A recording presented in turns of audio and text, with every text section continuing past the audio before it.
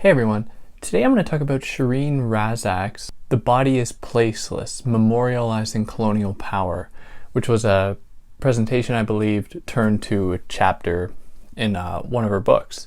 Now before jumping into that, if you're new, welcome. I'm David. I try to explain philosophical texts in a somewhat accessible way, at least as best I can, so that, either to help you understand a text, or if you don't have time to read a text but you're curious as to what it's about, this might serve as a pretty good replacement to it, even though I can never in any measure claim to know more or give you more than can be found in the text itself. And if you're watching this on YouTube, you'll see that my cat is currently over my shoulder, at least part of her. So if you're listening to this in podcast form, you're missing out on that. Now if you're watching this on YouTube, you'll be able to find this in podcast form pretty much anywhere where you get podcasts where there shouldn't be any ads. If you're new here, be sure to subscribe because I put up new videos every week. If you're not new here, please subscribe if you haven't already. It really helps me out a lot. If you want to help monetarily, you can do that via Patreon or PayPal. If you want to follow me, you can do that at Instagram or at theory_and_philosophy on Instagram to see mostly pictures of my cats. And yeah, so let's jump into it. This text is obviously very difficult to talk about because of the subject matter. So for that reason, it obviously deserves a content warning, especially for Indigenous people that might be listening to this, because it deals with police violence against Indigenous people. The kind of crux of this essay is the story of Frank Paul, a Mi'kmaq man who was living in Vancouver and who one night, and I'll recount the kind of series of events that Razack gives, one night was arrested for public intoxication, was going to be put in the drunk tank and then later released, and then later that same day was picked up once again, and the police officers at the police station said, almost like, screw this, we're not going to deal with this guy, go and drop him off near the rehab center in like the middle of nowhere pretty much in the city, and he'll just let him go to the rehab center. And then his body was found a few hours later having frozen to death. Now this situation is all too common, and we see this being replayed over and over and over again, where Indigenous bodies are treated as though they are less than human and don't deserve the same kind of treatment as white bodies.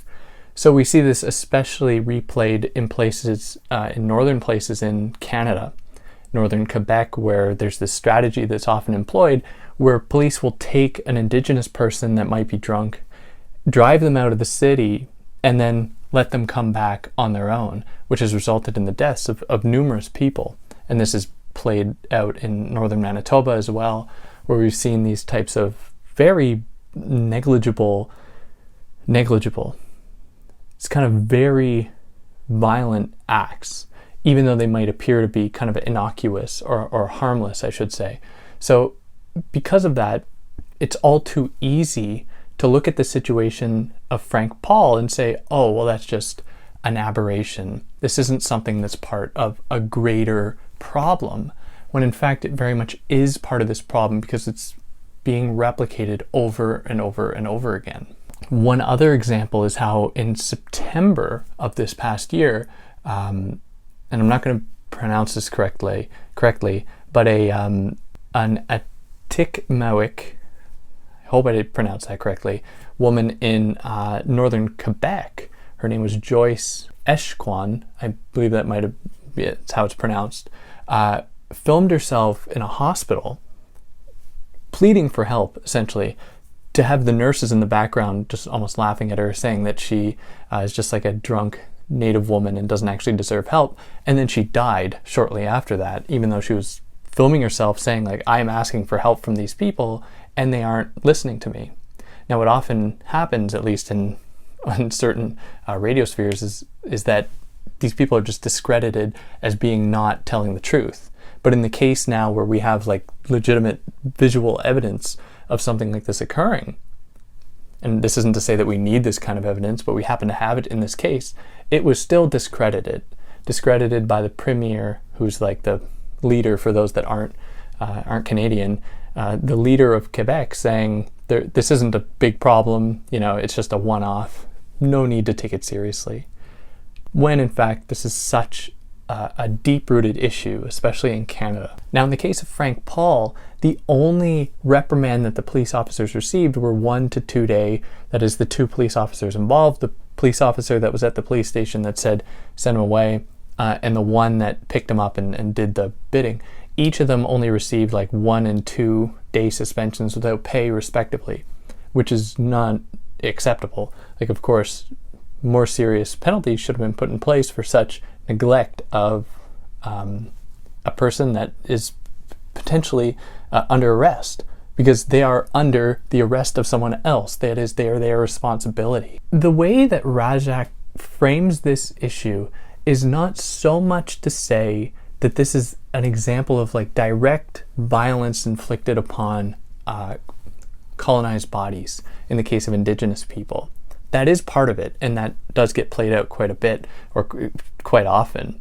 But what she also wants to draw our attention to are the seemingly more innocuous or harmless ways that colonialism plays itself out to this day, and it's very much alive and well.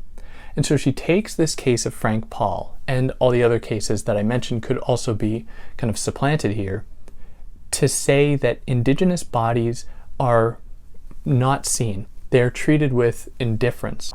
And so they are incarcerated en masse, disproportionately, institutionalized in other ways disproportionately. And in all of these cases, what is happening is that the problems present within Indigenous communities or among the Indigenous public in various urban settings and rural settings in Canada is treated as individual problems that can be resolved individually, instead of the problem being approached as a historical one with very clear roots, with colonialism, the kinds of neo-colonialisms that followed, like residential schools. Now, for those that aren't familiar, because a lot of you aren't listening from Canada, a residential school or residential schools were established in Canada to effectively take Indigenous children from their families and put them in schools so they could learn Christianity mostly, where they suffered extreme abuse at the hands of the religious leaders of these schools. Now, the effects of this are ongoing with the most recent school closing in the 90s, which is extremely troubling. And many of these people, Frank Paul included, who had gone through these residential schools, had their identities taken from them, had to often resort to coping mechanisms like drugs, alcohol, which is a totally legitimate response to such a traumatic experience. But given the fact that colonialism itself was such a violence committed on the Indigenous populations, and then how the children of those people were then put into something like residential schools, attests to a kind of exponential increase of violence inflicted across generations that we see will have effects to go on and on and on. Now, what that means is that the solution to the problem cannot be handled individually. Rather, it has to recognize that there is a trajectory of the people that has a history with the origins of colonialism through residential schools. What we see is a trajectory of an entire group of people that needs to be addressed immediately, because it will only snowball and it will only get worse. And so when we prop up these kind of individual solutions like incarceration or institutionalization, one of the ulterior motives to that is to not only make it an individual problem, right, which often serves the end of just absolving white settlers of any responsibility or guilt for the actions committed against these bodies and the actions that are continually repeated again and again. What it also does is it reinforces an idea of placelessness of Indigenous people, which speaks to the title of this text. And what Razack means by that is that there is an effort to continually move these people around. And we see that playing out in ways that where Indigenous bodies are moved from institution to institution, where they are placed in unstable kind of locations within urban settings, where in the case of like urban development, where and I'm sure in a lot of cities people are noticing this, where liquor stores are being moved further and further from the center of the city to the outskirts in order to move people away.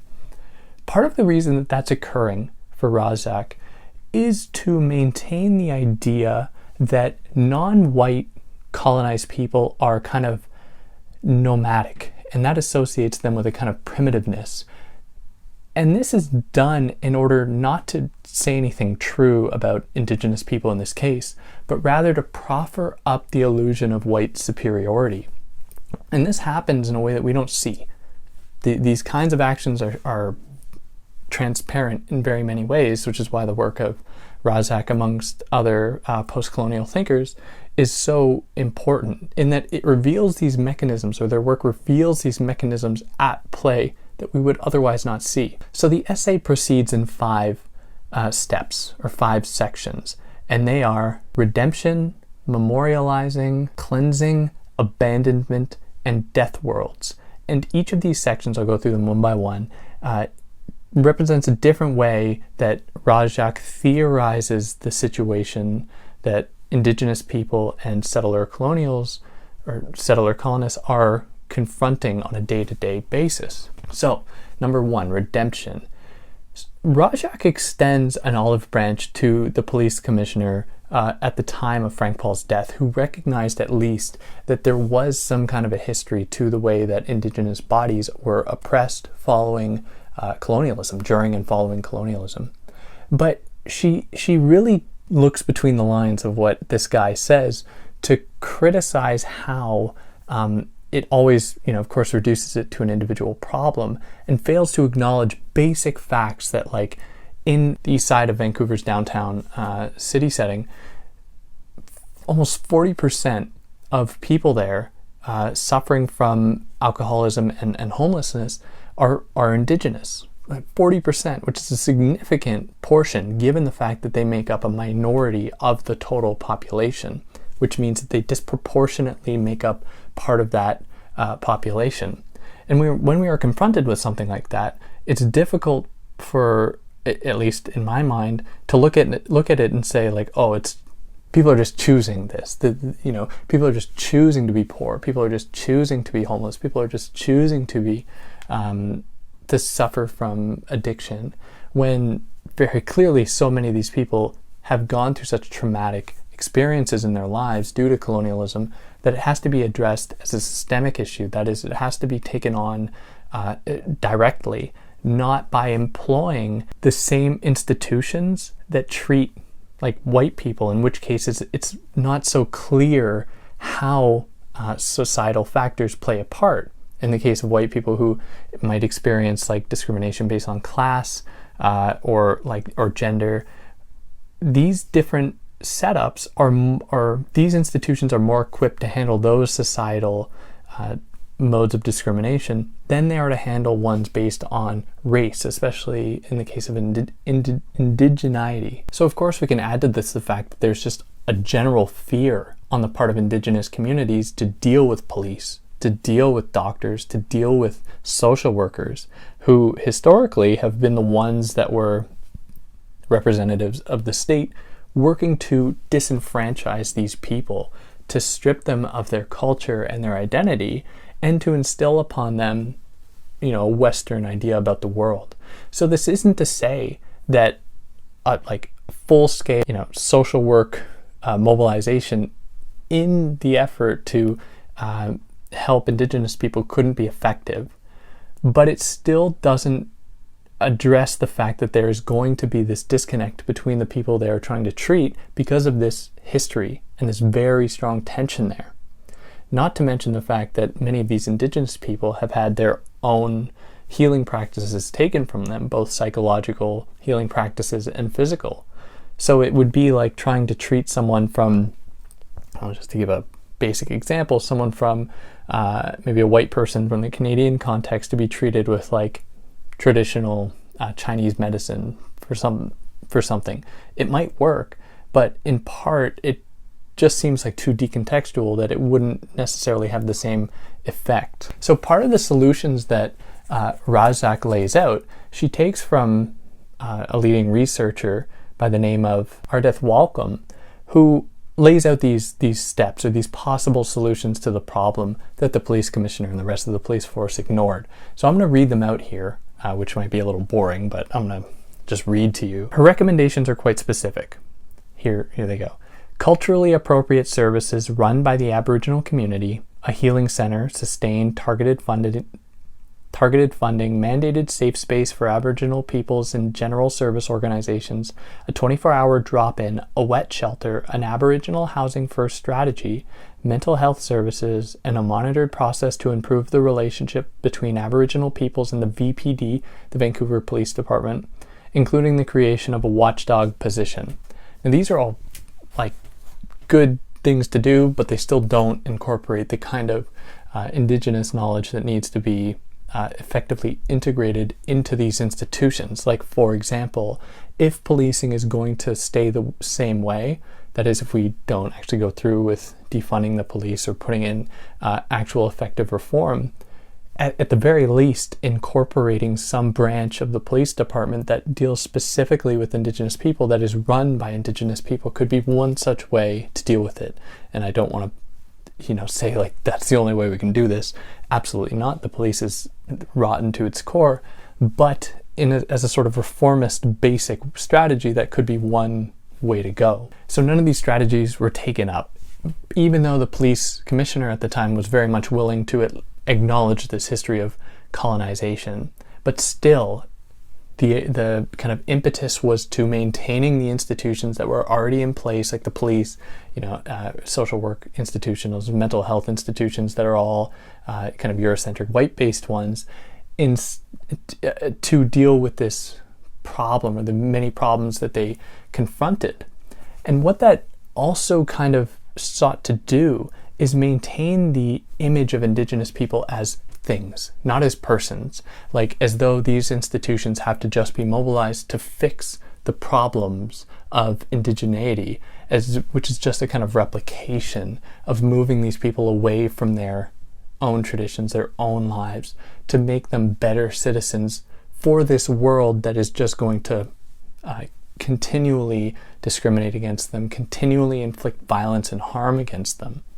And that puts us into section 2, memorializing. So here she speaks more in more detail about the idea of uprooting colonized people, and how on the day and night that Frank Paul died, he was moved around a lot, and how this was meant to kind of instill the idea in the colonial white subject that Indigenous people are like nomadic and therefore more primitive, whereas the white subjects are stable, and because of their stability they have the higher access to like learned ideas of the wonders of the world, or the kind of mysteries of the world.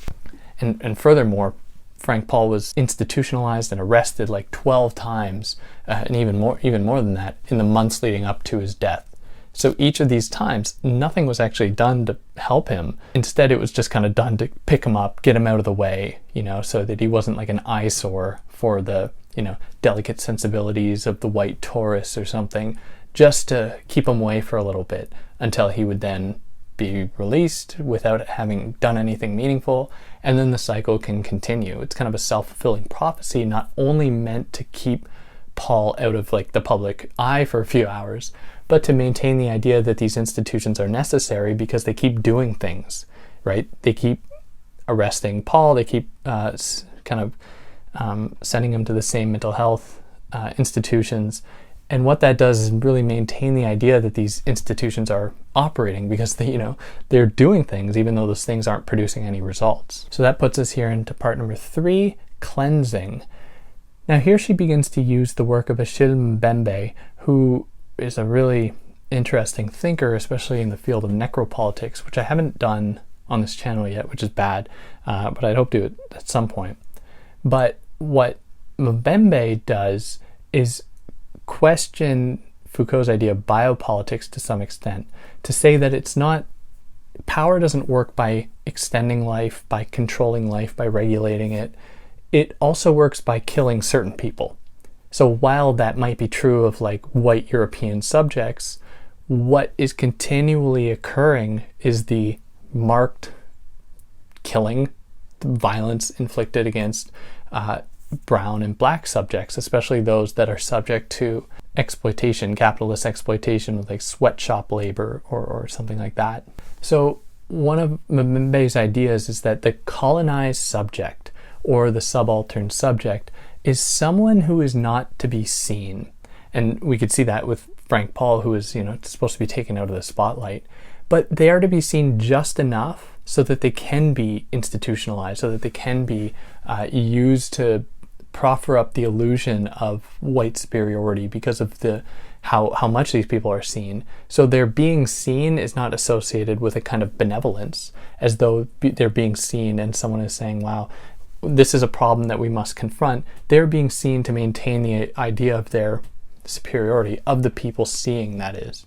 So they see them and associate them with dirtiness or with poverty or with licentiousness or idleness, all of these kind of negative things that we've held to be very strong markers of a poor character for many thousands of years in the kind of Western context. And that puts us here into section 4, abandonment. Razack asks, would Paul have been treated differently if he was wearing, not if he was a white person, just if he was wearing a suit and a tie?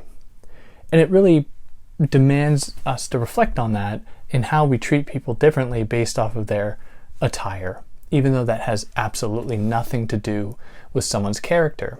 And the saying that someone in a suit and tie can get away with murder has a lot of truth to it.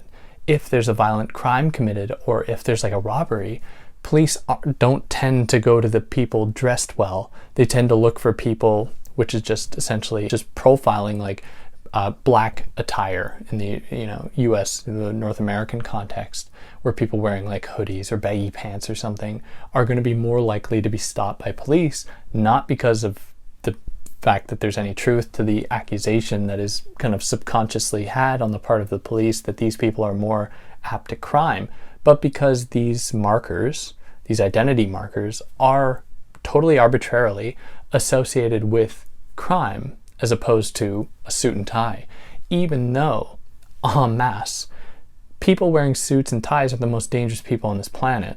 They've been at the helm of the most violent atrocities to have occurred over the past century and that continue to occur. And list so many examples, but the 2008 financial crisis, to give like a recent one, was responsible for innumerable deaths, people losing their homes, all orchestrated by people in suits and ties. But we don't associate suits and ties with that. If we hear about one person stealing a TV that happened to be wearing a hoodie, then we come to associate the hoodie with a kind of evilness. And it's interesting how that works, in that one is demonized even though the crime was severely less serious than the other. But so she gives us that. And ultimately the police were indifferent to Paul's death. They were indifferent to his existence. They were indifferent to him, period. And this is further reduced by the fact that they told his family that he had died in a hit and run, which they just attributed to a mix-up, which is, okay, fair. But we have to really reflect on that, in that you didn't really care enough to get the information right. Like, it's just like a whatever thing. You just say whatever, it doesn't matter, figure it out later, which does not look good at all. And finally, this puts us here into section 5, death worlds. Now, this is borrowing more from Sherene Mbembe's idea about necropolitics, and that is how Indigenous people, especially in urban settings, occupy what are called death worlds, where their lives are seen as being expendable. And they exist in a world that, because it is not, made for them, made by them, it is a world that continually operates against them. And one other example that she gives, and that I believe Mbembe thinks about, is in the case of like apartheid, where black people in South Africa, but also in the case of like Palestinian children and people in Gaza, who are continually suffering at the hands of kind of violent oppositionary forces. And yeah, that pretty well covers this text. I hope I did a fair job at giving you the ins and outs of it, or at the very least maybe illuminating some of these ideas that you may not have been familiar with or were curious about.